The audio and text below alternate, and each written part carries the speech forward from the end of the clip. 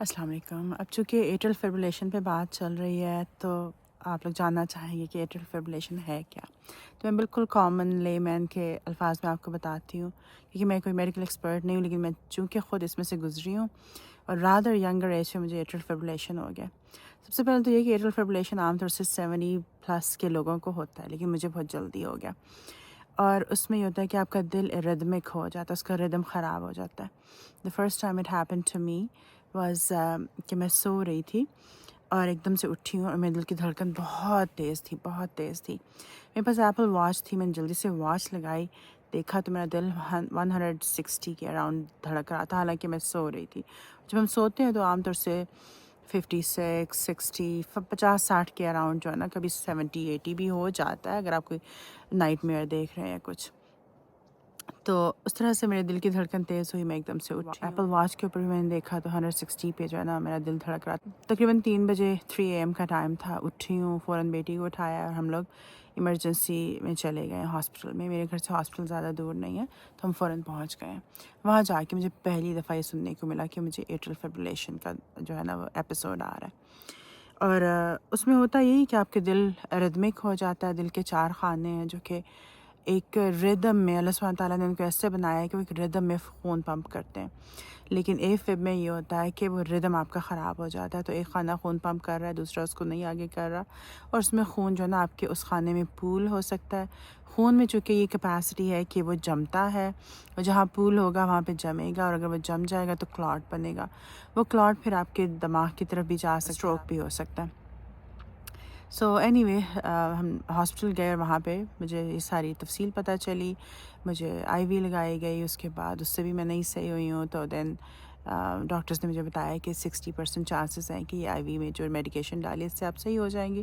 نہیں ہوں گی تو پھر ہم آپ کو انستھیزیا دے کے اور آپ کا کارڈیو ورژن کریں گے. And I never heard of that either. So اس میں یہ ہوتا ہے کہ آپ کے دل کو الیکٹرک شاک دیا جاتا ہے اور تاکہ وہ اپنا ردم جو ہے نا وہ واپس لے آئے. تو 2 دفعہ میری کارڈیو ورژن نہیں کی، لیکن میرے دل کا ردم نہیں واپس آیا. دین دے گیو می سم ادر میڈیکیشن. سب کچھ ملا کے جو ہے نا تو فائنلی میں اے فب میں سے باہر نکل آئی اور میرے دل کی دھڑکن صحیح ہو گئی. اور اس سے پچھلے فیکٹرز یہ تھے کہ آپ کو 5-6 فیکٹرز ہیں جو اے فب کاز کرتے ہیں. سب سے بڑا تو ایجنگ ہے. ایج کے ساتھ لوگوں کو یہ ہو جاتا ہے اریتمیا، اور لوگ اس کے ساتھ جیتے ہیں. اگر آپ کو فلو، کھانسی، اس طرح کا کوئی ایپیسوڈ چل رہا ہے، کوئی وائرل انفیکشن ہوا ہے تو اس سے بھی آپ کا اے فب ہو سکتا ہے. آپ کا اسٹریس جو ہے، اسٹریس لیول ہائی ہے. Remember all of them but these are 3 of the major ones that I remember. 3-4 جو ہے نا کہ ایجنگ ہے، اسٹریس ہے، آپ کا انفیکشن ہے، اور ہاں اگر آپ الکوہول اور کیا کہتے ہیں اسموکنگ وغیرہ کرتے ہیں تو اس سے بھی ہو جاتا ہے. لائک وہ بھی ایک فیکٹر ہے اس میں. اینی وے اس کے بعد آئی کیم ہوم اور پھر میں نے آہستہ آہستہ اپنی نارمل زندگی گزارنی شروع کر دی، جس میں کہ میں I was on medication. Blood pressure is another reason for AFib. تو ڈاکٹرز نے مجھے بلڈ پریشر کی میڈیکیشن دے دی.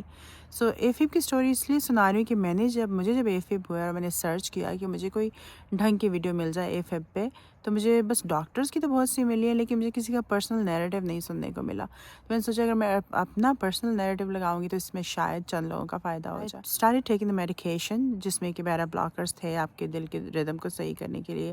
بلڈ پریشر کی میڈیکیشن تھی. And I start my normal life, my workouts and every thing.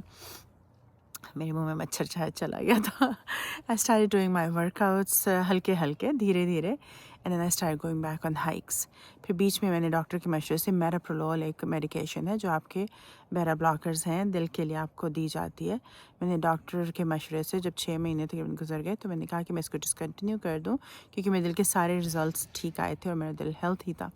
لیکن وہ discontinue کرنے کے بعد جب میں اپنی نیکسٹ ہائک پہ گئی ہوں، جس میں کہ مجھے اپ ہل جانا تھا، تو جیسے ہی میں اپ ہل گئی ہوں تو میرے دل کی دھڑکن پھر بے ترتیب ہو گئی. اور میں گاڑی چلا رہی تھی اور میرا دل جو ہے نا وہ بس واز گوئنگ وانکی، کہ بالکل 158 پہ ہارٹ بیٹ پہنچ گئی ہائیسٹ، اور پھر لیٹر آن لویسٹ جو ہے 41 پہ پہنچ گئی. سو دل نے کچھ کلا بازیاں اس طرح کی کھائیں. And I went back on those beta blockers. Now I know کہ مجھے ایک کنڈیشن ہے، اور ابھی میں لائف کی اس اسٹیج پہ ہوں کہ مجھے آئی نو کہ آئی हैव टू मैनेज दिस. मैं उसको आहिस्ता आहिस्ता मैनेज करने की कोशिश कर रही हूँ. मेरा नेचर से जो मोहब्बत है वो मुझे टिकने नहीं देती है. Like I don't want to stay home and spend rest of my life there just sitting in a room and steering outside the Windows. मेरी ऐसी कंडीशन नहीं है. सो मैं ग्रेजुअली अपने आप को टेस्ट कर रही हूँ. Yesterday when I was hiking, I was going up hill, तो मेरे दिल की धड़कन फिर से बहुत तेज़ हो गई थी and I stopped. I was like nope, I can't do this. However कि मुझे बहुत शौक था कि मैं ऊपर जाती, लेकिन I listen to my body and I stopped and I took some deep breaths और अपने आप को रिलैक्स किया, जो कि काफ़ी मुश्किल होता है. एक दफ़ा आपकी दिल की धड़कन पहाड़ों के बीच में बेतरतीब हो तो आपको होता है कि ओके यहाँ तो कोई हॉस्टल भी नहीं है, कुछ मसला हो गया तो किधर जाएंगे. बट अल्हम्दुलिल्लाह I talk to my doctor before and he said कि आप आहिस्ता आहिस्ता डीप ब्रीदिंग करेंगे तो आप you will relax yourself, तो आपका दिल सही हो सकता है. And then there's another procedure too where you blow like as if you're blowing in a straw, जैसे कि आप ज़ोर से blow करें 2-3 दफ़ा, तो उससे भी जो है ना आपका दिल वापस अपने उसकी रफ्तार ठीक हो सकती है. So I did both, और साथ में ज़िक्र करती रही, सूरह फातिहा पढ़ती रही और आयतुल कुर्सी और all those अज़कार, and अल्हम्दुलिल्लाह my heartbeat came back to normal. So लेकिन जो बिगेस्ट फैक्टर मैंने नोट किया है जो कि मेरी AFib को के लिए बहुत इम्पॉर्टेंट है, one big factor is sleep. मैं जब कैंपिंग पे आई हूँ the night before I didn't sleep well. I slept for like just for I would say 5 hours, और 5 घंटे की स्लीप काफ़ी नहीं है मेरे लिए. और उससे अगले दिन जब मैं यहाँ पे हाइकिंग करने की कोशिश की तो मैं आउट ऑफ ब्रेथ हो गई. लेकिन last night in the tent मुझे बड़ी ज़बरदस्त स्लीप मिली. मैं बहुत अच्छा सोई हूँ और तकरीबन 8.5 घंटे सोई हूँ. कुछ परिंदों की आवाज़, हल्की हल्की बारिश की आवाज़, नेचर से connection. I was at my happy place और मैं बहुत मज़े का सोई हूँ. उसमें एक वजह ये भी थी कि I was disconnected from my phone. There is no internet here. Even if you open your phone there is no internet. What are you going to do, look at some old photos? But alhamdulillah, I was able to sleep well. And this morning when I woke up, so I walked quite a bit today and I'm sitting by this lake now. ये hammock लगा के आप देखें बैठी हुई हूँ मज़े से. Look at this, yeah, look at that. So hammock के ऊपर बैठी हूँ और I'm talking to you guys, trying to spread some खैर, some wellness, some goodness and some knowledge, क्योंकि कई लोग होंगे जो सर्च करेंगे एट्रियल फिब्रिलेशन के साथ ज़िंदगी कैसे गुजारी जाए, blah blah blah. So I thought, okay, I can share my experience and help a few people. Hopefully this video was helpful. और I'm not a medical expert, I'm just sharing my story.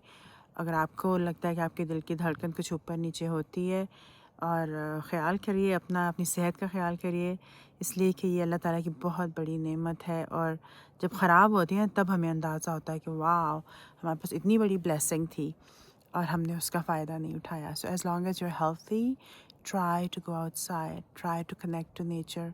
Maybe I'm बैठी हूँ, I'm at my happiest. I cannot stop smiling. Like, look at this view. Who wouldn't want to smile? Like, look at the trees there, right? So, ढूंढिए, फितरत से जुड़िए, अपना और अपने प्यारों का ख्याल रखिए. अल्लाह आपका हामी और नासिर हो. कंटेंट अच्छा लगे तो चैनल को सब्सक्राइब कर लीजिए. Thank you. अस्सलाम वालेकुम.